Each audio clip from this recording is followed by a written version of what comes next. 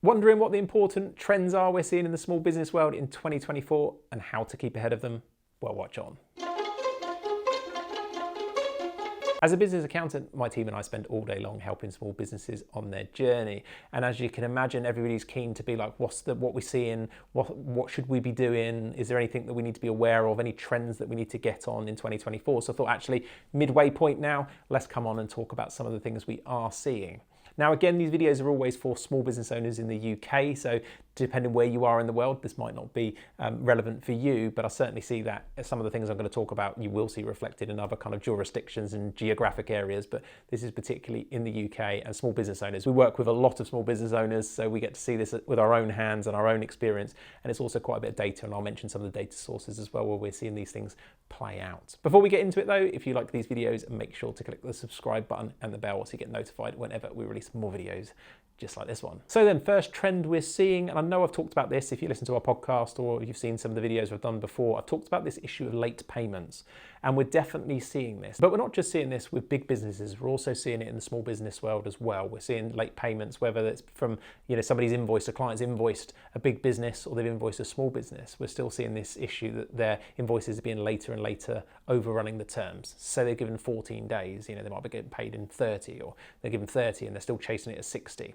We see a lot of these practices with big businesses doing this. Sometimes they make them sign up to crazy long terms anyway to support the big business's cash flow. But outside of that, there can just be other stumbling blocks put in place and just late payments generally. I think there's a study by Xero, the accounting software provider. They do this small business index, and there's the term used often there that it's felt like it's big business bullying. And that's certainly, I know some of our freelancers, we do a lot with freelancers, certainly feel that way sometimes. Just getting the money out of these big corporates can be quite challenging. So we're seeing that as a constant challenge, has been for many years, and I think it only feels like it's an increase. Now, the data that Xero provided in their recent small business index suggests that the problem hasn't got any better. It's on average, a small business waits about 28 days to be paid its money, and that's going to cost the economy at their figures about 1.6 billion it costs small businesses in late payment, and it really is an issue. I think you can often think, well, they're going to pay me, so it's okay, but you think about what you could do with that cash if suddenly you just took all the money you owed and it was in your bank. That it does have a big consequence to businesses when they don't actually have it in the bank. There's things you can't pay for, there's things you might not invest in, you might not have the confidence and the cash flow kind of thing to go hire that next person or something. So there's all this opportunity cost as well. But late payments is definitely a trend we're still seeing. Now, in terms of what you can do about it, we've done another video on this, but we talk about all the basics that you can do about prompt invoicing, using tech to increase the speed, certain things, making sure they're on your invoices. I won't go into it because it's a whole other video, but we'll link it so that you can follow on that journey. But if you do issue invoices, that's definitely something to look into, is what can you do to influence it. With some of these big companies, it could be quite challenging, but with small businesses, there's definitely stuff you can do, and we've seen that improve. We work quite often with clients on their, they're called debtor days, is the metric that's used, the kind of the number, and helping people reduce that. And it's amazing what can be done if you deal with other small businesses to increase how quickly you get paid. Now, on top of this, probably the biggest thing we're seeing is customers and clients of ours are reporting their clients and their customers and the use that maybe the buyers of their products are getting really picky. Now, they say picky is probably the term that comes across the most. I like to think of it as value sensitive. They're now in a place where money's not as free as it was, and they're really thinking about where they spend their money. And we'll talk about that in a bit, but ultimately, they're not spending it anymore with that particular business. And it might be that they're cutting them completely, because we've seen some brutal cuts. Some clients have been reporting brutal cuts with their clients, say, bought their marketing services, and then they're like, nah, we're just cutting all our marketing activities. And we've done other videos about this where we talked about how people, particularly during the times of tough economic times, people do that. They instantly just start cutting things out, whether it's a good idea or not in the long-term growth of the business. But clients are seeing an increase in that. They've also seen tenders being more, quite often if you're used to tendering, you do all this massive document and you put all your pricing in, and they seem to be going more and more towards the pricing aspect of it and who's the cheapest rather than the overall. We're seeing that. We're seeing delayed contracts where people are just waiting a bit more. Maybe some of the bigger corporates are just waiting a bit more to see how the market is and how the business is feeling before committing to some of these things. And that all has a big impact on the small business owner. We're also seeing restricted scope. So if a business was doing, X, Y, and Z service, they might be being cut down to X, and that's having like a constricting effect on the businesses. And we're also seeing that if you're selling products, we're seeing and hearing that some small businesses are reporting they feel like a lot of people are coming away from the product and going for a more low value, low price point alternative. And I think that's where the interesting bit about what you can actually do with this comes to mind, is it's like, well, what can we do? And it's looking at all these things like packaging your products, looking at your pricing, looking at the value proposition that you've got and thinking how you might tweak that when people's mindsets changed, maybe doing some research into it. We've seen some great results with clients where they've gone and they've just asked their clients, have more conversations with their customers. What do you like about the product? What do you like about the service? What are we missing?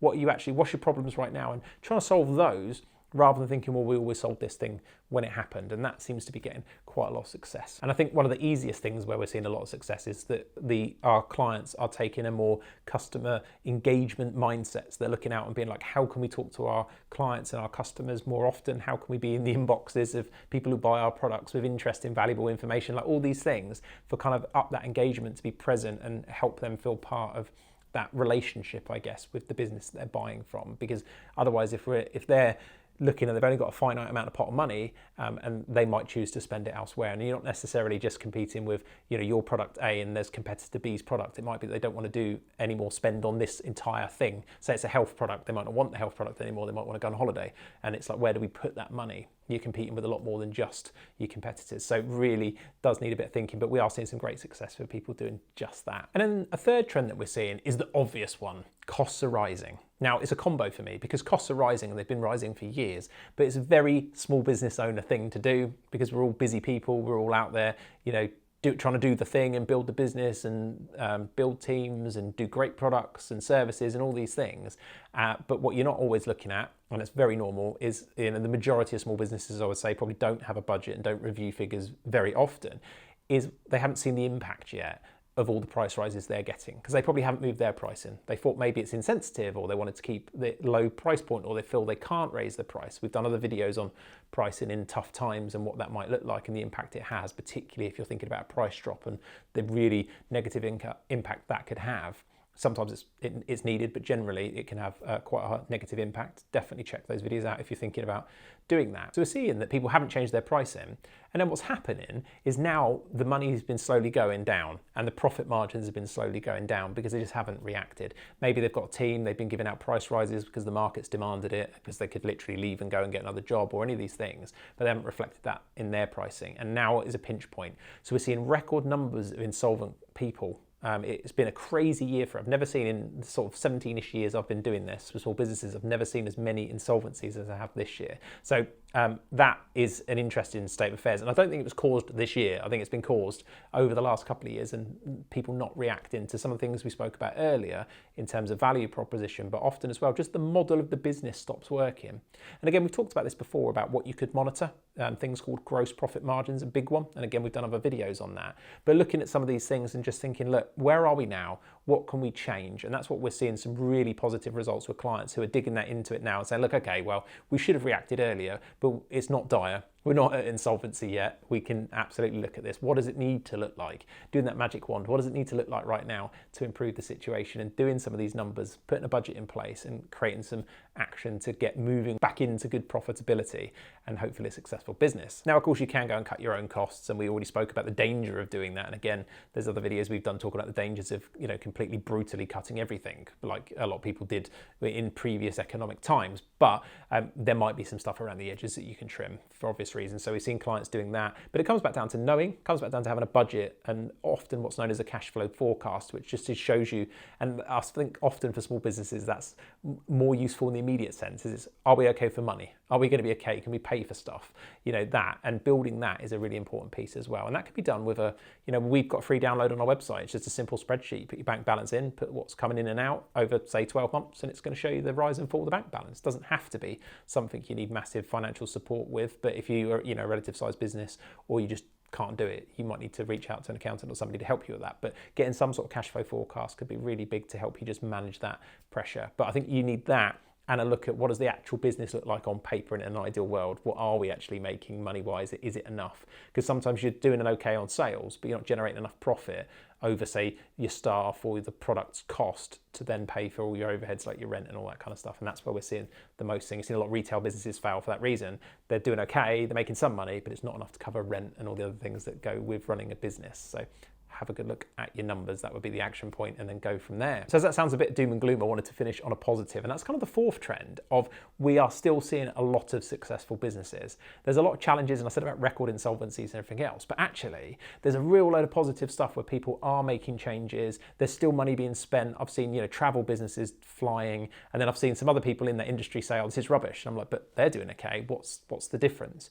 And it really is controlling that controllable, keeping an eye on those numbers, really trying to make solutions and things that fit what people are looking for right now, and sitting on those things, and just being a really solid business, a thoughtful business, rather than carrying on doing what you've ever done. I think if we look at where people have been most successful, that's been it. It's been that kind of ingenuity, I guess, of thinking, okay, well, where are we? What's our proposition? Is this now a fit? I've seen it in a product as well. I mean, it obviously sounds easier, doesn't it, with a service? We can change this up. We could add this thing. We could do this thing. But I've seen it in products as well. I've seen some really successful stuff where this was the prime seller, and it's just been slowly dwindling off, or the costs make it really not that great anymore. So, and then a business has developed some new product that's maybe fits the need that's around at the moment, and that's accelerated the business massively. So it's possible in all sectors. So, but it just does require concentration. And to me, I think that's the exciting thing about the small business world, is all these things are possible, and you're relatively nimble as a small business compared to a corporate. You can do things. You can just wake up tomorrow and think, I'm going to try and do this thing. How do we get there? And you as an owner can go and influence those things. So yes, stay positive. It's definitely a great place to do business out in the UK still. It has its challenges, and for all the reasons we just said, we're seeing these trends, but they're absolutely kind of defeatable in most cases with the right concentration in the key areas. Hopefully you've enjoyed it. If you're seeing any trends yourself, please do put it down in the comments. I'd love to read them and share those with other people. So until the next one, I'll see you then.